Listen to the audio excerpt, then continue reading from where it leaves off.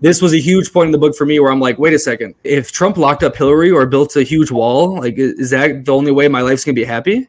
No, I could be on the beach in Brazil having a great time, in Italy drinking spritz. The point is, it's like these people, they get wrapped up in such big pictures and big things so they can completely neglect responsibility for their day-to-day life, okay? Because it's the easiest thing in the world to say, guess what, if Palestine is free, then I'll be finally happy, okay? It's probably not going to happen in a long time. There's been wars there for 2,000 years. So it's great idealistic vision and hope and so forth. But is that going to make your day-to-day better? Is that going to put food on the table for your kids? About to embark on a journey, not just through space and time, but through the very fabric of human perception. Imagine a world where the familiar becomes strange, and the strange becomes familiar. A place where the boundaries of reality blur, and the only limit is your imagination. This is a voyage into the heart of the unknown, where every turn reveals a new perspective, and every story challenges what you thought you knew. Welcome to Bold Perceptions, where we explore the myriad ways people see the world and discover that sometimes the most extraordinary adventures lie just beyond the horizon of our own understanding. Back in Bold. Oh, it's a hot German summer day. Too hot. You know, in Europe, not many air conditioning units anywhere, basically. So it's been kind of brutal chugging through it, but it's good to finally feel a summer vibe down in Deutschland. The summer is finally hitting. It's been taking a long time. I know my guest, he's enjoying that beautiful Midwest summer. The best part about living up in Minnesota, a land of 14,000 lakes. There's nothing quite like a summer in Minnesota, but today I'm with a friend. We've known each other for a long time, and he finally read a book I've been recommending to everyone. I read it some years back, and it really shaped my mindset when it came to external factors on life, especially politics, because I was pretty into politics at one point, and this book kind of just slapped my reality straight to How I Found Freedom in an Unfree World.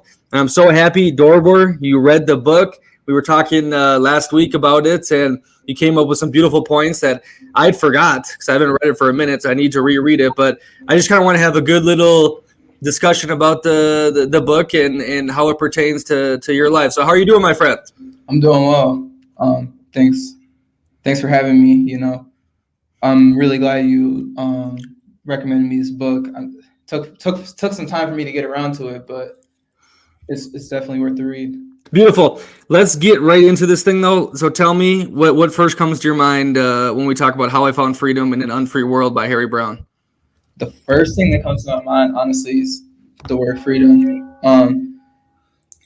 As a Liberian American, I feel like that's been like a part of me, and it's been like embedded in me since I was a kid. Those values, right? Just freedom and being Black in America and things like that, right? But then when I think about the book, sometimes like freedom kind of gets attached to these like groupthink ideas, right?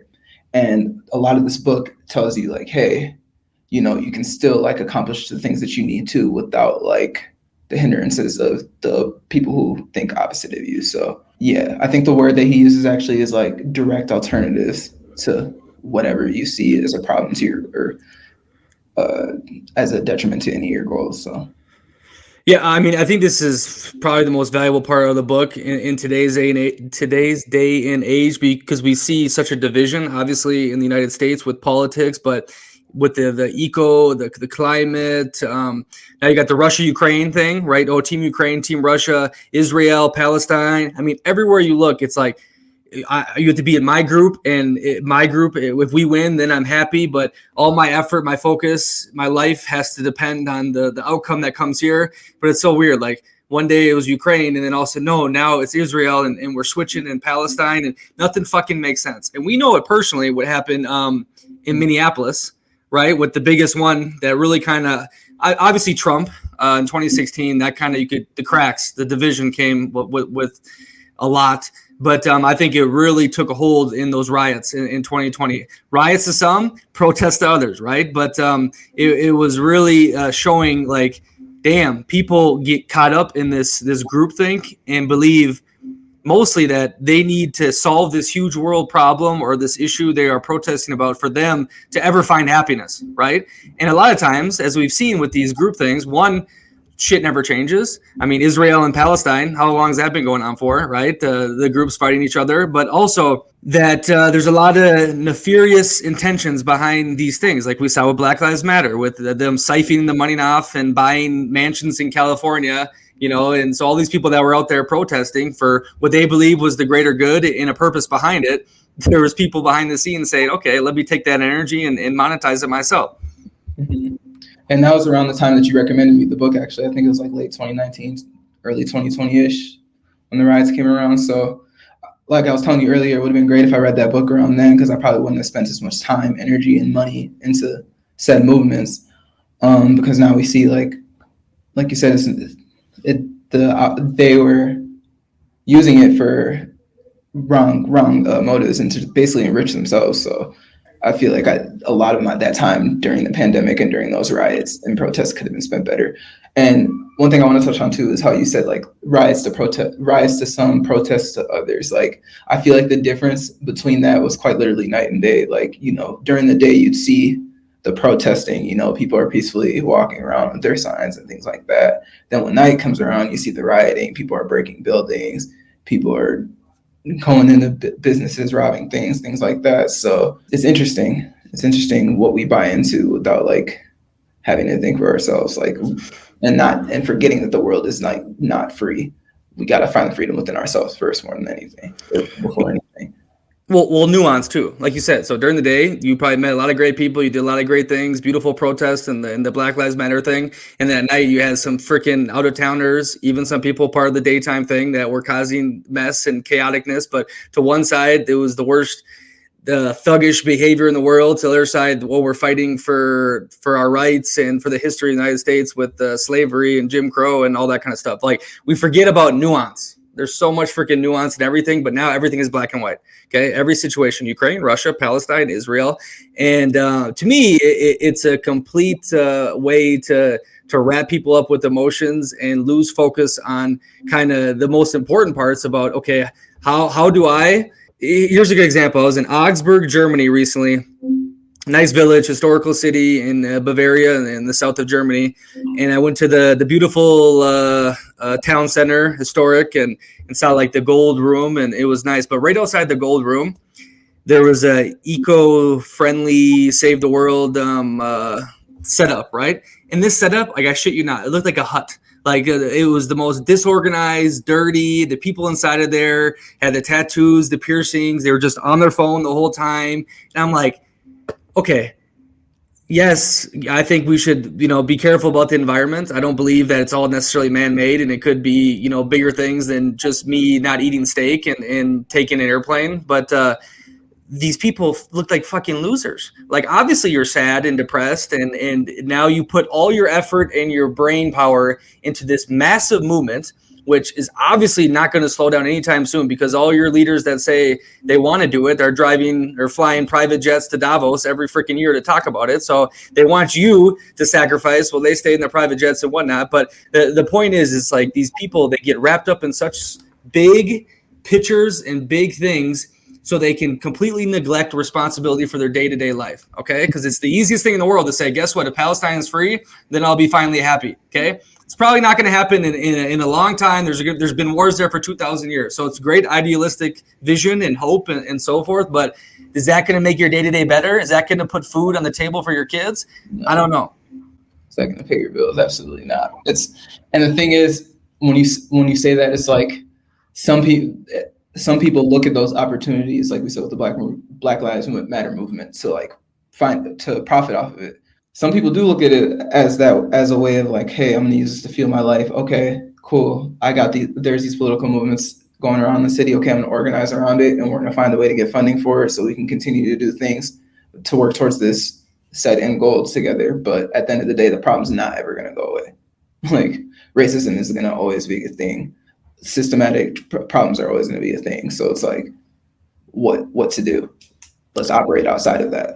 Simple. Like, my thing is with a lot of people in that movement, it's like they're looking for law enforcement or these big powers to like make the change for them, but they have to make the change for themselves before it reaches that type of level anyways. Local communities. I think we talked about this for many times, and you were doing it with the kids and the after school program. And I want to get to this in a second, but the thing you talked about, you kind of brought it up. There's so many profiteers, grifters in these spaces. It's insane.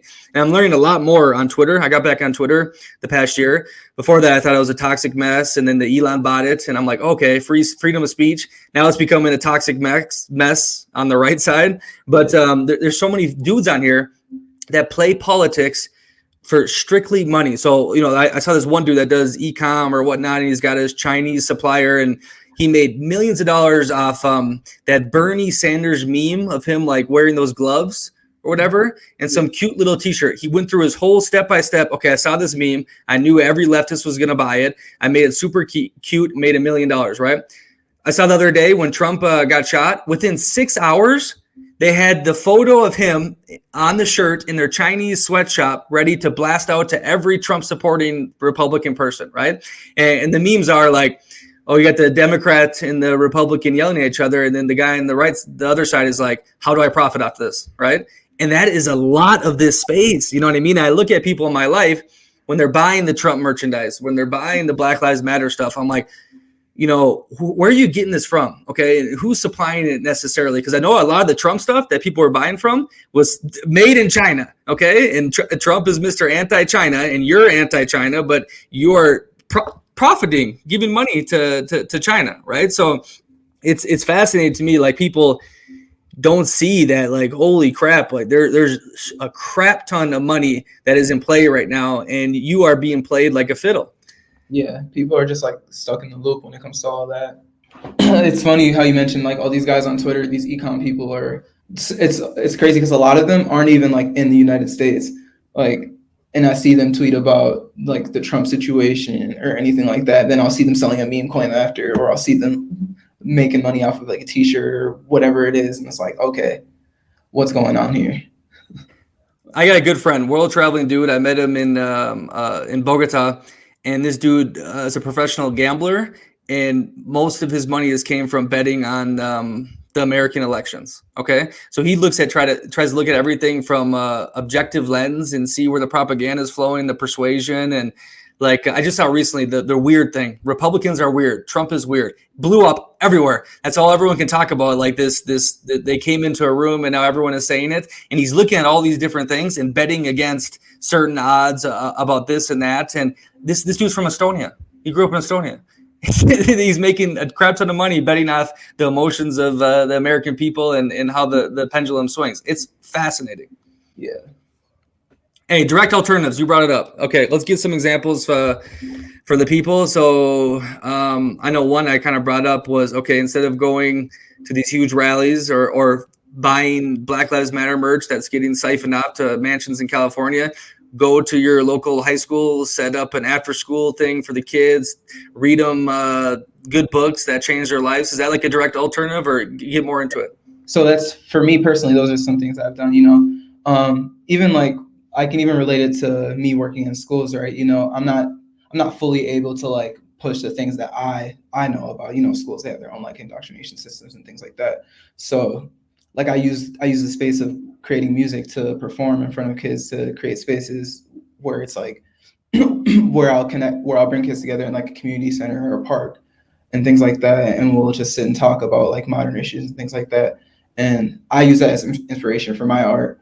And yeah, I feel like that's like my direct alternative to, okay, I can't fully teach what I would like to in schools. It's math, English, science, social studies, and like my roles within schools is supporting kids, making sure that they're doing well academically, behaviorally, and socially, and course marks wise. So yeah, like my direct alternative was just like creating those spaces outside of schools, whether it's performing, whether it's working with mental health organizations to help kids deal with the problems that they deal with in school. So that's more recently for me. I feel like in relation to the things we were talking about prior with the political movements, I used to be really into it during that time. I'm canvassing for local politicians, and I don't think anything's wrong with that. I don't think anything's wrong with like canvassing for local politicians or anything like that.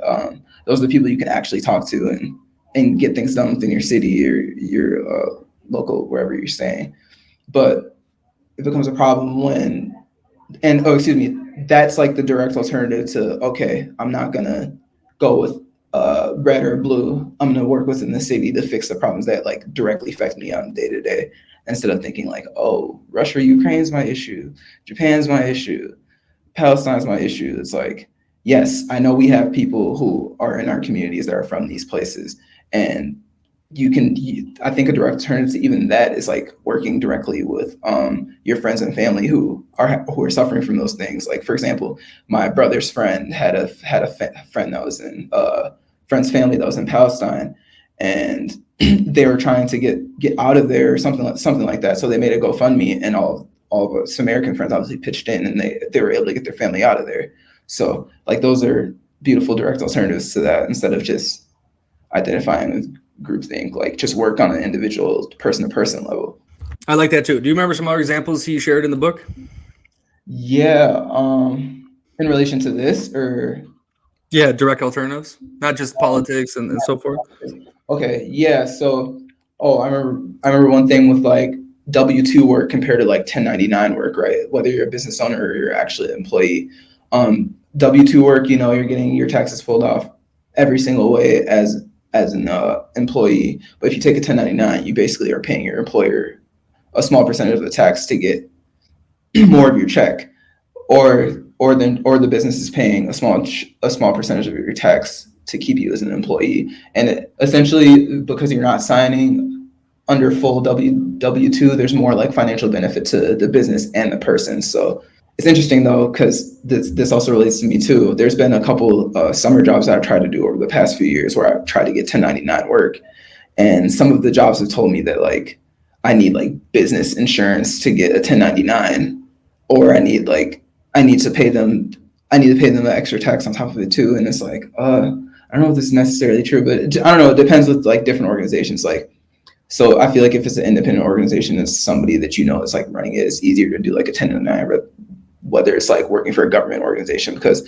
I think it was the government organization that told me that like, hey, if you're going to work for us as a 1099, you have to take out your own business insurance and things like that. So everyone consult a tax attorney before doing anything with taxes, but keep going. Direct alternatives. Yeah, definitely do that. Another thing too, direct alternatives is like social groups and like relationships with people that you operate with.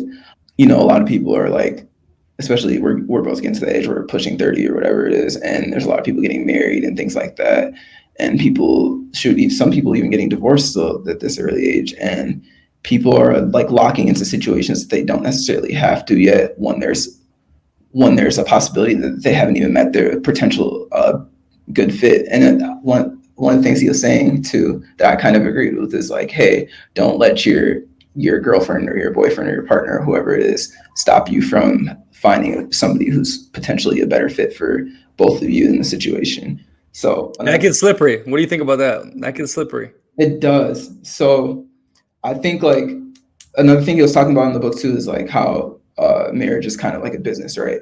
So you don't want to get into a marriage where I see this with a lot of men, at least, where they get into a marriage and they're the breadwinner and things like that. And because they built up with their wife feels the need to like take half of whatever it is from them. But a direct alternative to that is like not getting married and still being with, like, I know a lot of couples who are well off into their life, like 40, 50, and they've been together like 10, 15 years and they haven't been married, and they make their situation work with their family and their kids and things like that without having to like get the government involved. So I think that was basically the main point I took away from that, was like the relationships. You don't necessarily need the government involved unless it's like there's financial responsibility there too. So yeah, but yeah, that does get slippery. I'm personally not in a relationship right now, but it's something that I'm now thinking about as I like pursue a partner. I got some stuff for you. Let's talk about the traps that he identified. Do you remember some of those? Yeah. So, hey, let me give a overview quick of it, and then you go into the details here. So Browne identifies several traps that people fall into, which prevent them from being free. These include the identity trap, believing you should be someone other than yourself. The intellectual trap, letting your intellect dictate your emotions. And the group trap, believing you need to involve others to achieve your goals. The group trap, we talked about a lot at the start. So the morality track, right? Something I think about with that is like, I think a lot of things he was saying in the book was about like setting your own morals and guides, because no matter what you do in your life, you're gonna have to live with your consequences. Let's say I wanted to go to Target and I stole a TV or something, or not even TV, let's say it's like a rice cooker because I needed to cook rice and I didn't get away with it. But now, where was I going? I didn't get away with taking the rice cooker, but now I have to live with the consequences of stealing the rice cooker. And I think on the flip end was, okay, if I can't feed my freaking kids right now, because obviously I've made poor decisions before, but at this point, I feel if I can steal the rice cooker from this huge corporation and feed my kids so they can go to school in a happy stomach, then I can justify it to myself. Isn't that kind of a thing too? Where he talks a lot about, hey, the laws, yeah, they're there. And if you want to follow them, that's great. You don't need to, but you need to be ready to pay the consequence for if you do get caught with the rice cooker, you know? Yeah, and even like back to like the protesting thing, right? You know, I don't know if it necessarily happened in Minneapolis because I didn't really see it, but for example, like Ferguson and things like that, you know, people who were actually, no, I did see it because I was talking about some friends with this. So people who were going into, there's like a lot of teenagers and stuff in the South Minneapolis area who are going in like the businesses and stealing and things like that, but they weren't wearing masks. They weren't wearing anything to like cover and protect themselves. So, you know, they thought like, okay, I can get away with this because this is like a crazy time in the community or whatever. There's no police, there's no governing, things like that, right? But these kids are got caught like 3, 4, 5, almost a year later in some cases was like, hey, we saw you at this place at this time, like we have footage.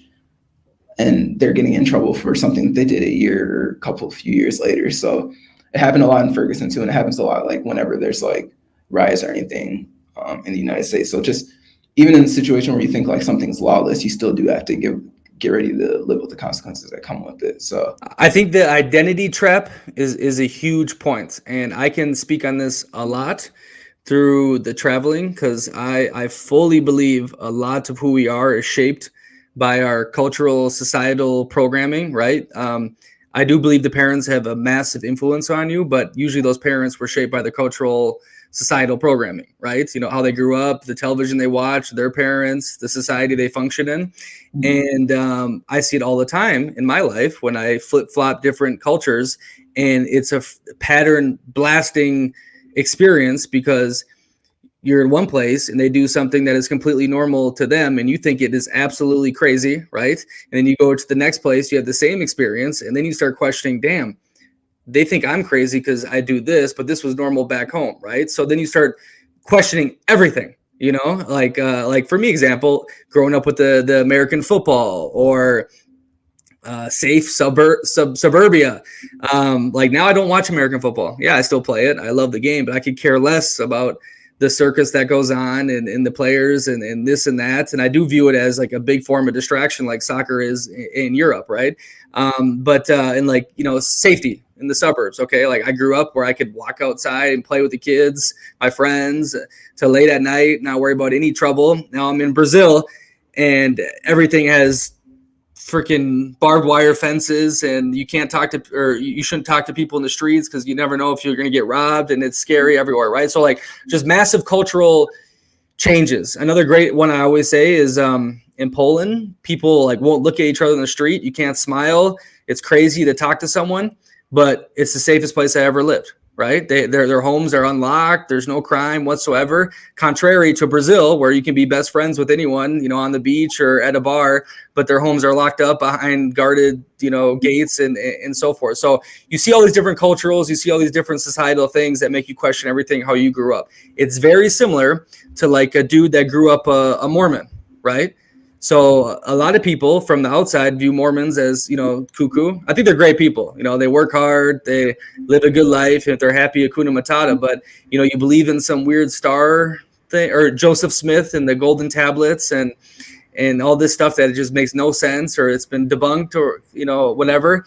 And all of a sudden they get out of their little bubble and they go freaking nuts. And they're the exact opposite of a Mormon. And they try to preach against the the religion and so forth. So I assume that maybe there's some identity things that you came to realization, growing up, and or Yeah. not growing up, but your ancestry from Liberia and etc. Yeah. So even like in my household, right?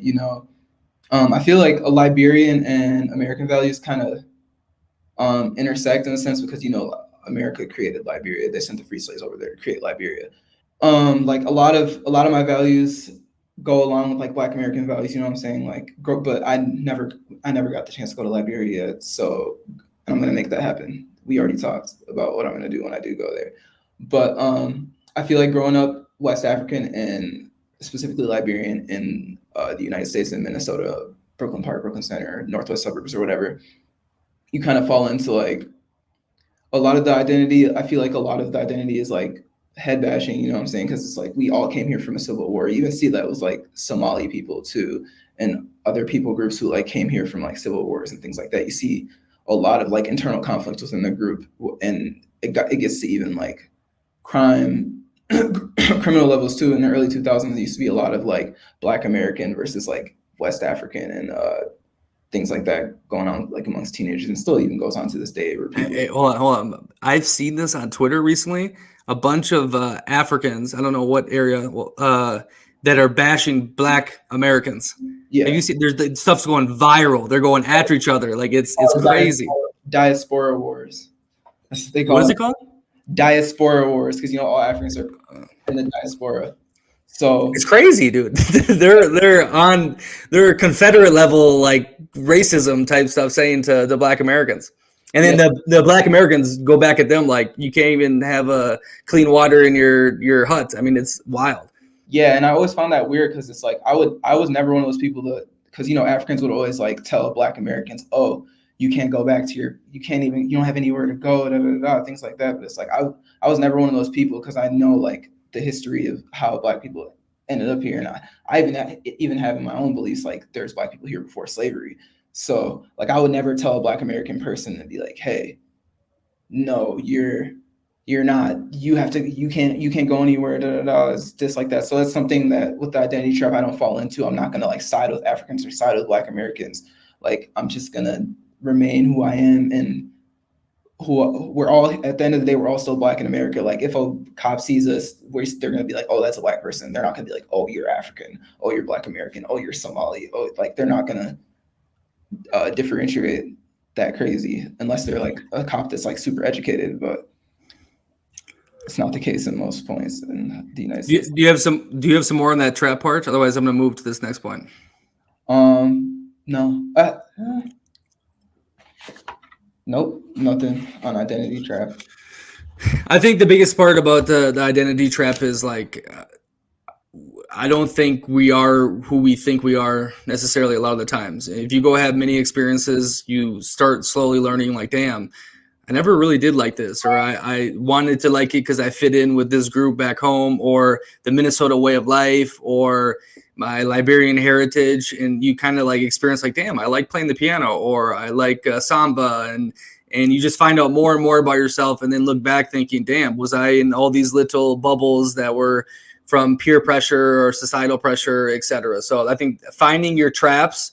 And the best way for me, I know how to do it, is travel, like alone, solo, because then there's nothing else that necessarily influences you. It's, you out in the world by yourself, and you got to figure it out. So, but this next one, personal responsibility, we kind of hit on it. The book emphasizes taking personal responsibility for your freedom. Browne argues that you can't change the world or other people, but you can change your own actions and attitudes to live more freely. This is pretty big in my life. Having issues with different people and different venues of life is like realizing you can't change them. Okay, you got to work within the framework, or just bye, sayonara. Right? Like it's I've been very stubborn type of person, wants to do things my way, and that's caused me a lot of issues living this way and not playing politics as well. But then I have to put it back on myself. I can't say, oh, they just don't understand me or think like me. I got to weave my way in their framework, or I got to go find other people. And that both ways work, okay? Because sometimes these people are not meant to be who you're supposed to be around with your environment, right? Like if they're fucking losers, like they're losers a lot of the times. But if everyone's a loser, If you get bad service from every restaurant, it's not necessarily the service every time. It's probably you, and you got to figure it out and find out ways to make it work. But in the long run, it comes back to you, because you can work with anyone if you're smart enough. Yeah. So for me, like with me, for example, I work in public government schools, so it's kind of tough with wanting to like create equitable spaces for minority or BIPOC students, and you're working with these older white people who don't necessarily want to acknowledge their biases. So when I was reading this book, I was thinking like, okay, if I'm working with people who don't necessarily want to change their biases, like how am I going to directly impact the students so that they can understand how to fit into the space until it's time for them to leave? Because schools are essentially indoctrination camps, and I don't really see a problem with that. Like I went to school, I went to college, I was a pretty good student all the way through. So, but when I'm working with kids who like don't necessarily have the motivation to be a good student, my thing is like figuring out what can help them get to the end goal and like figuring out how to like understand their teachers' languages. Because that's the thing. Even though we sit in classrooms and we all speak like English, a 50-year-old white person talking to a 13-year-old is like, it's literally like a different language to them. They don't necessarily understand like certain customs and culture and things within like the white culture that it took me years to be able to understand. So just trying to teach young people that and working more directly with them instead of like trying to get older white people to acknowledge their biases that have been around for hundreds of years. So that was like my direct alternative to that, like my personal responsibility, the young people that I work with. Same with me dealing with other cultures. Okay, they're doing business in Brazil is insane. Dealing with German rules is bananas. Like, you have to work within the framework and understand what you're doing. I don't, again, buy in. I would say I don't buy into what you just said, as in like, first of all, I believe school is obviously a way to 90% of people aren't trying to jump outside the grain, okay? Aren't trying to go outside of a path that's been created for them, which a lot of these paths are pretty damn good in the USA, okay? Get a decent job, buy a house, you're richer than 95% of the world. As we see that slow down, okay, I get it. But for the most part, this system has been pretty damn good for the functioning of our society, right?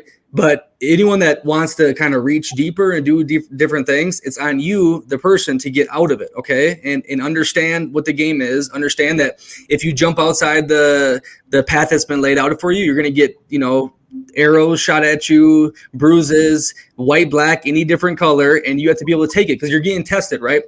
The whole escape the matrix thing. Okay. If everyone could just easily escape the matrix, then, the whole thing would collapse, right? The cogs in the machine wouldn't work anymore. There's no one delivering the food. There's no one at McDonald's, right? Like, you have to be able to take the shit that comes with it, right? It's a societal shit test.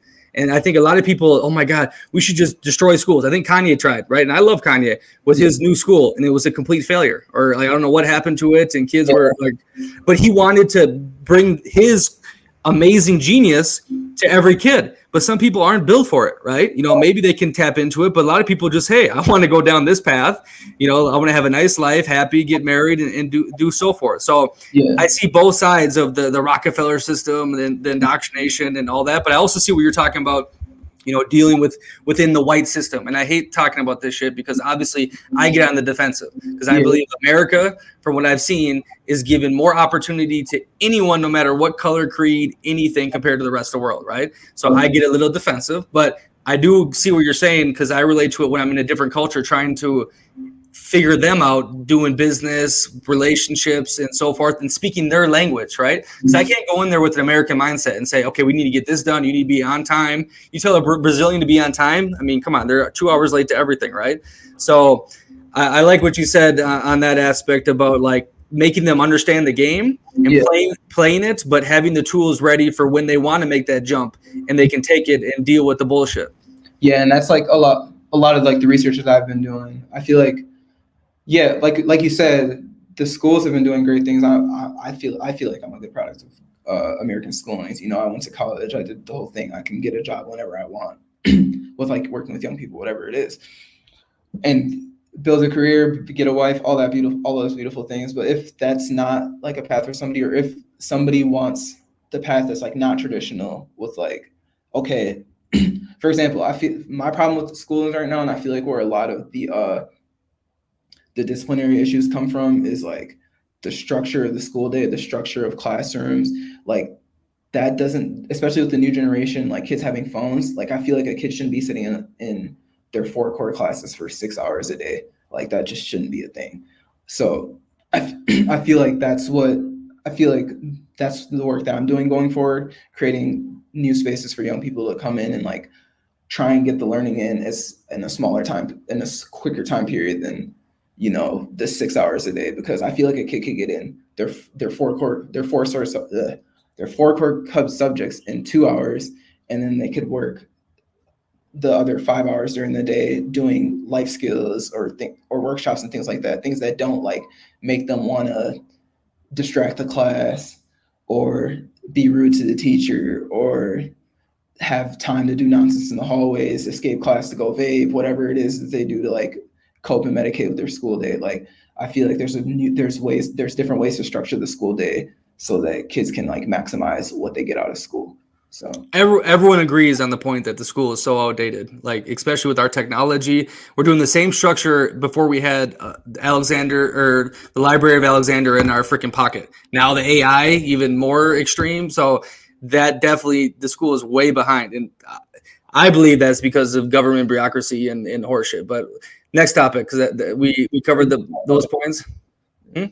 yeah, I was gonna say I could talk about that forever because No, I want to stay on this book. I want to stay. Don't get me on that rabbit hole. Practical steps. Okay, so Browne provides concrete methods for freeing oneself from common obstacles. This includes being honest with yourself and others, prioritizing your own happiness, and avoiding unnecessary commitments that restrict your freedom. What do you think about that?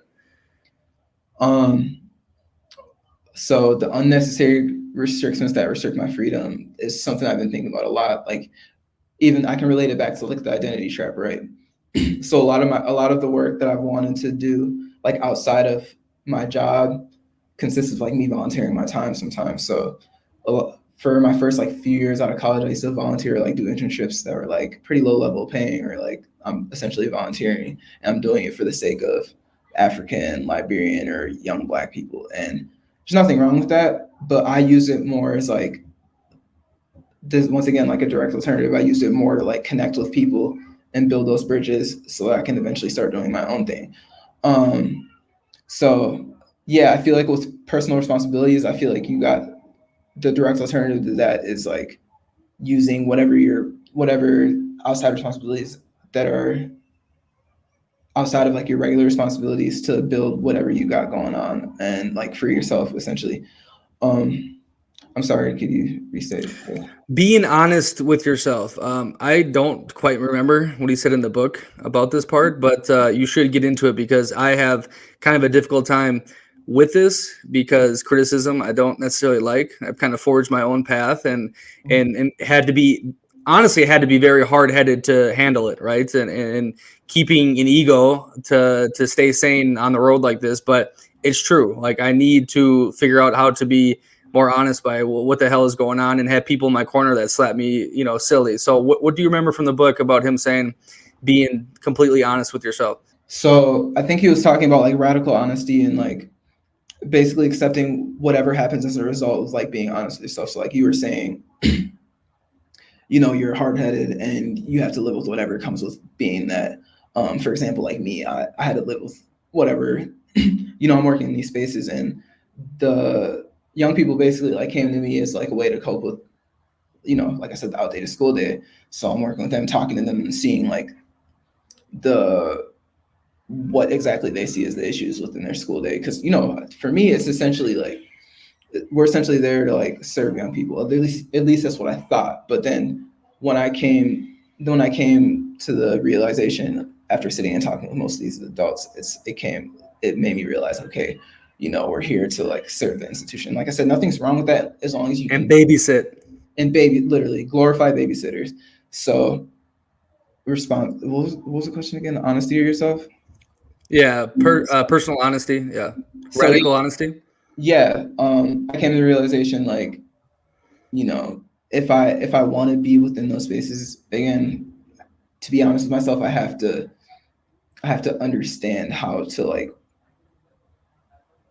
what's the word, like quantify my relationships with young people so that these people can understand like, hey, this is going to be beneficial to you still with them sitting with me for the 10, 15 minutes or whatever it is, even though they're missing class, they have 35 minutes or 47 minutes of the class, whatever it is, even though they're missing class and they're sitting with me, I have to be able to quantify like why they're sitting with me and the importance of them sitting with me to essentially cope with like being in that class. So that's one thing that I needed to like be honest with myself with and working with in school is like understanding like how to quantify my relationships with young people. So yeah, I think a part two with going into talking with the teachers you said and so forth is the glorifying babysitting is realizing like, damn, you're in a massive system right now.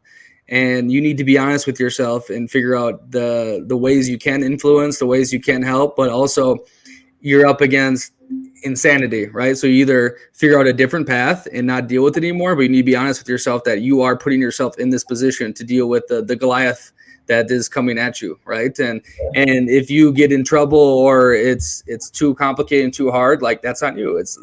You have to be honest with the situation you're getting yourself into. David versus Goliath. Yeah. And to be honest, like I said before reading the book, I didn't really notice that. I was just like, okay, you know what? I can go in and like be me, and because being me is what got me through school. But I didn't necessarily know how to quantify like to the adults that worked within the building how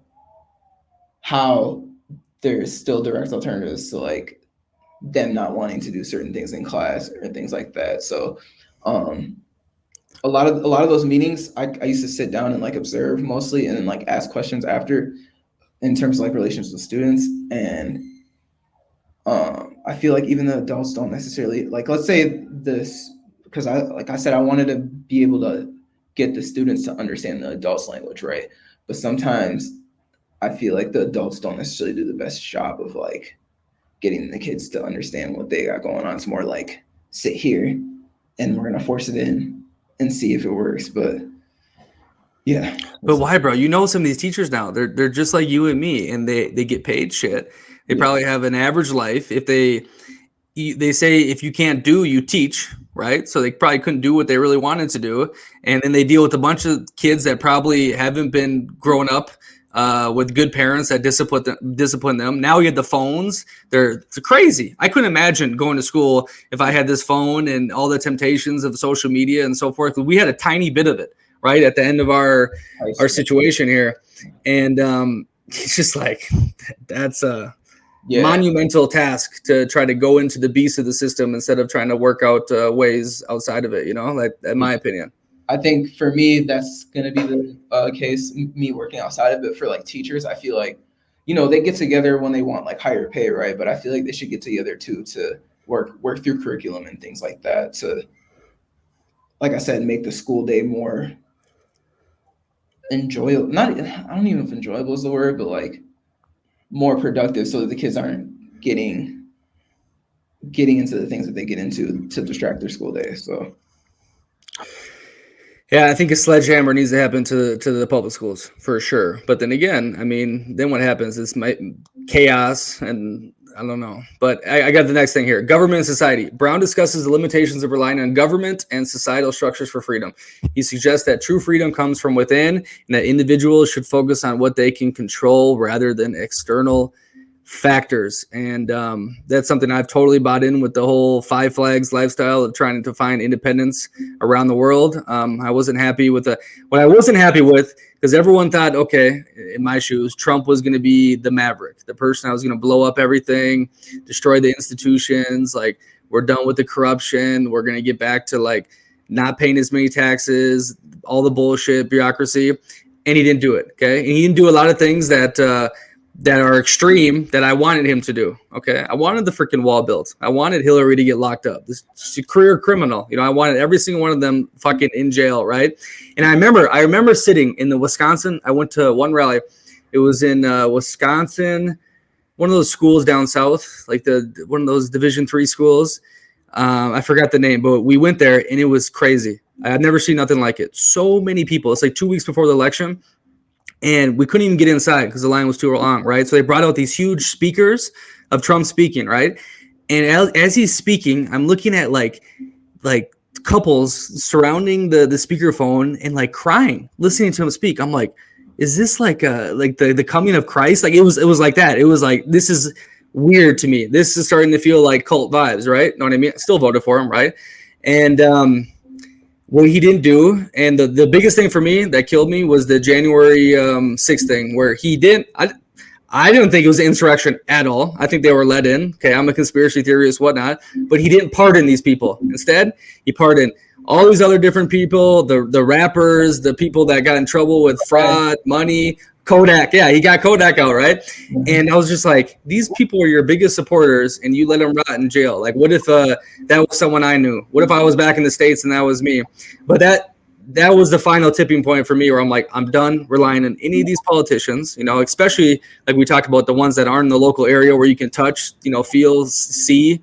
And I'm going to create a life of freedom outside any of these ways. And it's possible, not 100% like he even talks about in the book, but there's a lot of ways to pay as minimum tax as possible, to not deal with government taking your stuff, to kind of hop around different areas. And this was a huge point in the book for me, where I'm like, wait a second. What if Trump locked up Hillary or built a huge wall? Like, is that the only way my life's gonna be happy? No, I could be on the beach in Brazil, having a great time, in Italy, drinking spritz, now in Germany, living amazing with rules and clean streets. So that really, I credit this book for slapping me in the face with the political crap in the USA. Yeah, even him as a libertarian candidate or whatever, he you can tell the author, obviously, like when you're reading the book, you can see that he doesn't really believe in like the two-party system and other parties should have a chance and things like that. But I don't know. I haven't voted since the 2016 election, and I voted for Hillary at that moment. Talking about politics is taboo, but I'm a college kid, and my parents are like on me about it. Back, the identity trap. Every Black person's a Democrat or whatever it is. So now even we're seeing with like how you're talking about rappers are getting pardoned and things like that. We're seeing even Trump is still like bringing up rappers to his like rallies or things like that. And we just saw recently like Megan. That was cool. Many man, that thing was that was cool when he did with 50. Yeah, him too. It made sense. That's what I'm saying. Like with him getting shot thing, and then bringing out 50 Cent because he saw like the effect that the internet had on that. Like it works for like the culty vibes to get people to come in and like buy in. And like I'm seeing with the Democrats, Meg Thee Stallion just performed at Kamala Harris's rally, and I'm like watching it. And I saw somebody post the other day about like, oh, this country's cooked, like rappers and things like that are at the parties. And it's like, at the end of the day, they're entertainers. Like that's what they're bought to do, to like get people to buy into like things like that. And there's a Malcolm X quote, I don't know the exact quote, but I know that he was saying something along the lines of like, to not look to entertainers, or just because you identify with the entertainers' music, you shouldn't identify with their politics as well, because they're detached from reality. They're not living like the day-to-day life that you are. So I thought that was important with in relation to like not identifying with governments and things like that.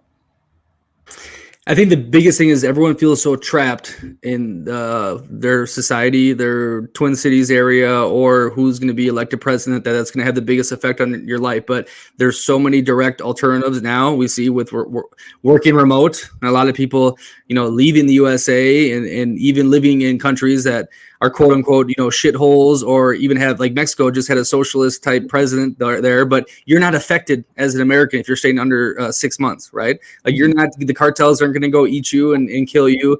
And people like just get trapped in this mindset, like, no, this area is all I ever have. And I get it if you're invested in it, if you have family there, right? But then you got to bite the bullet, right? So if you're not going to take the family and move to a better place that you think it'll be good for you, then you have to put up with it, okay? And you got to deal with it and try your best with the local people and build your nice, strong community. And because that's what they do. So I had a podcast with the dude in South Africa, and that country is completely collapsed, okay?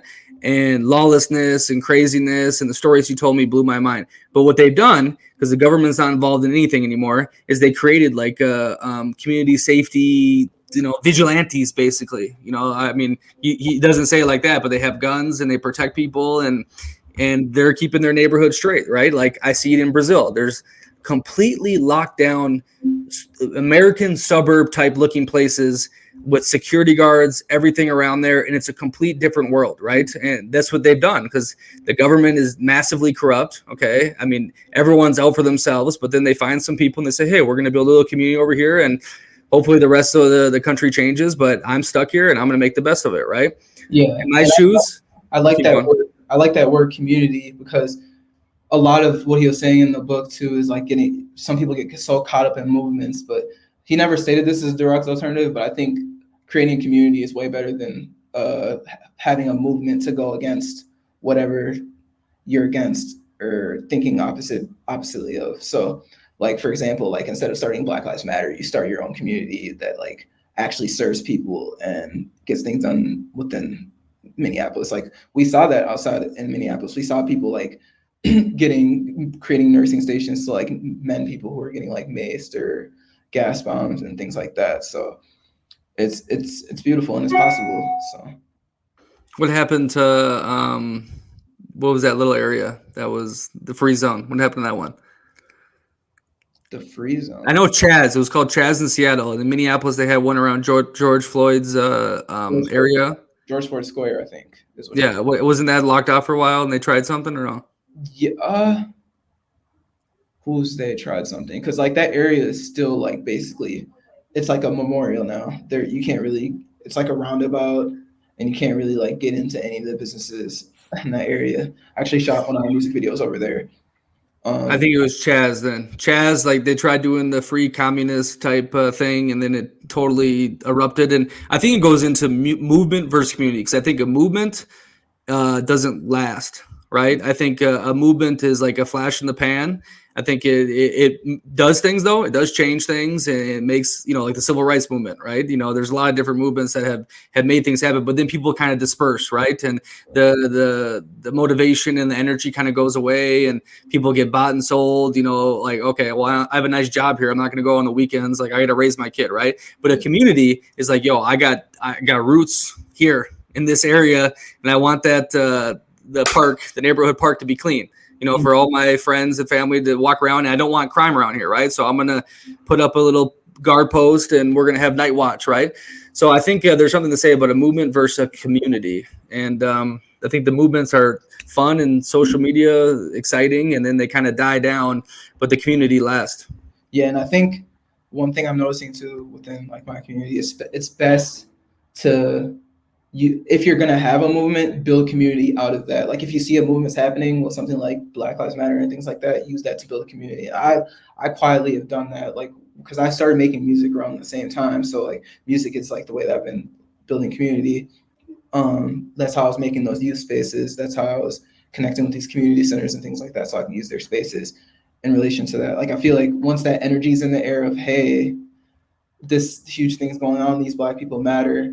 Now you can like build community around that. Living authentically. One of the core messages is to live authentically and not conform to societal expectations. Browne encourages readers to define their own values and live according to them, rather than trying to meet the expectations of others.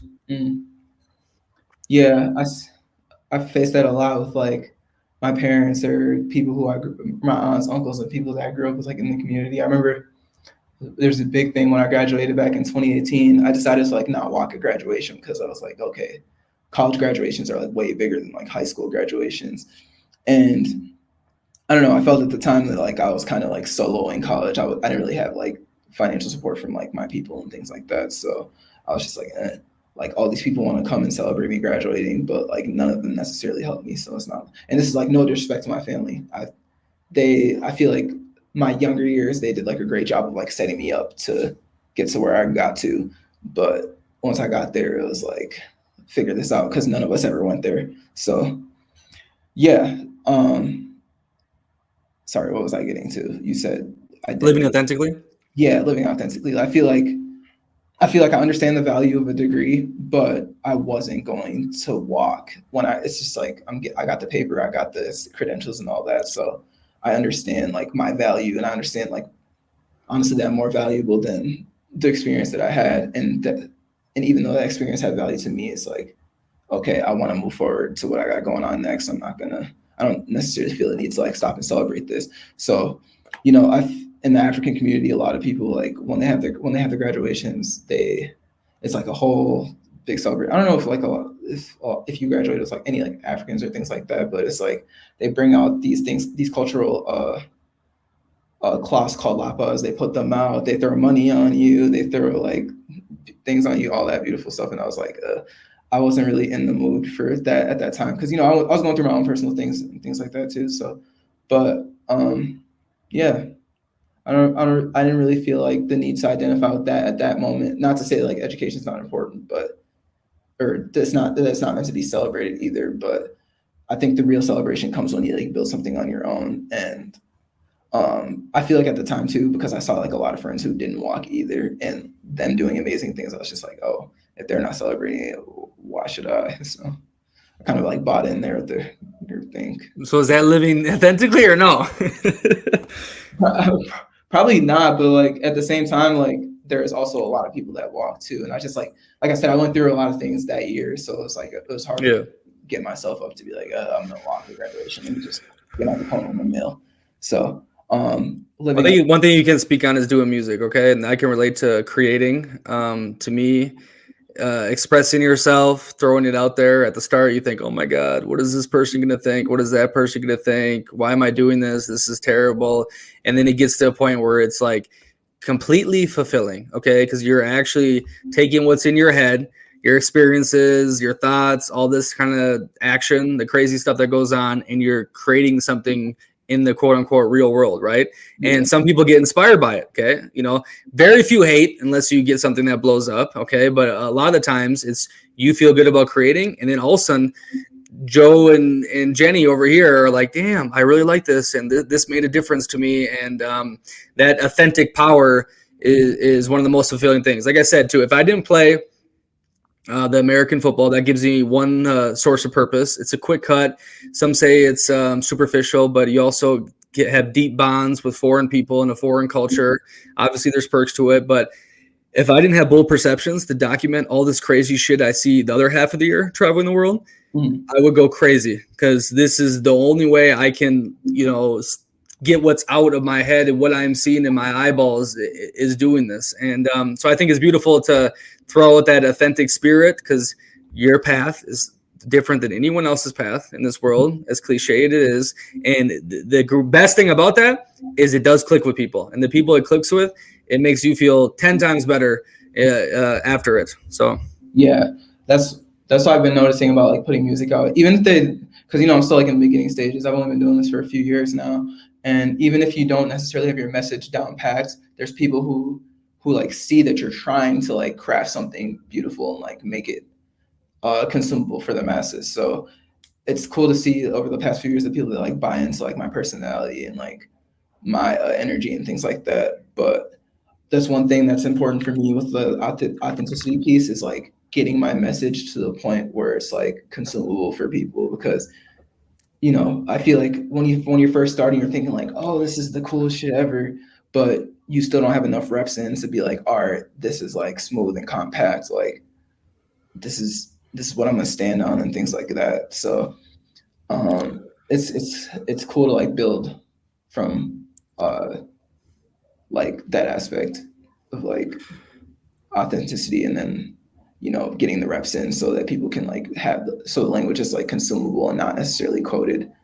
So also, it cuts through the bullshit, okay? You get to see who messes with you, who doesn't. You don't have to show your mask around, and because that's how I've been living for quite some time now, is like I don't feel with the bold perceptions that I can take off my mask and this is who I am to many people, and I don't have to have the same conversation one-on-one with them, because they can understand where I come from through the content, right? So I think what's up? I think that's one more thing I wanted to touch on too. So like working with the teachers, I feel like, because a lot of the students already knew that I was an artist before I went into the school. And once I started working with the teachers, I feel like because I didn't have to wear that mask of being a teacher or an administrator or a counselor or whatever it is, then like kids are relating to me more on a personal level. And like, in a sense, like some of the adults in the building probably like got jealous of that. Like, hey, how do you connect with kids so easily? And things like that. It's like, well, I don't have a mask to wear. Like, yeah, I'm a student achievement advisor, but they never heard that role before in their life. Probably they only heard of teachers, counselors, and principals and things like that. So like there's no mask they have to hide behind. Yeah, so it's interesting touching back on that again, like trying to like pull back the mask of like being a teacher and a student, but still like maintaining like those boundaries and building something special out of it, and like maximizing the student's potential. So Yeah, you're in a setting that is very difficult to balance all that, but you put yourself in the setting. So, like Mr. Harry Browne says, deal with it and figure it out and make a way. But I think that was a good wrap up of the book. We hit on the main points 100%, and it was a good conversation. Did you enjoy? I did, yeah. Like I said, this book was important for me. Like I'm a person that's like big into words, so I have the word library tatted on me. It's the root word of Liberia, and it means free. And then when I came across this, when I was reminded of this book again, I was like, okay, this is like definitely a lot of things that I value. Freedom. Beautiful. All right, Dorbo. I appreciate you coming on, and I look forward to the next book we're going to discuss. For sure. All right, man. Have a good one.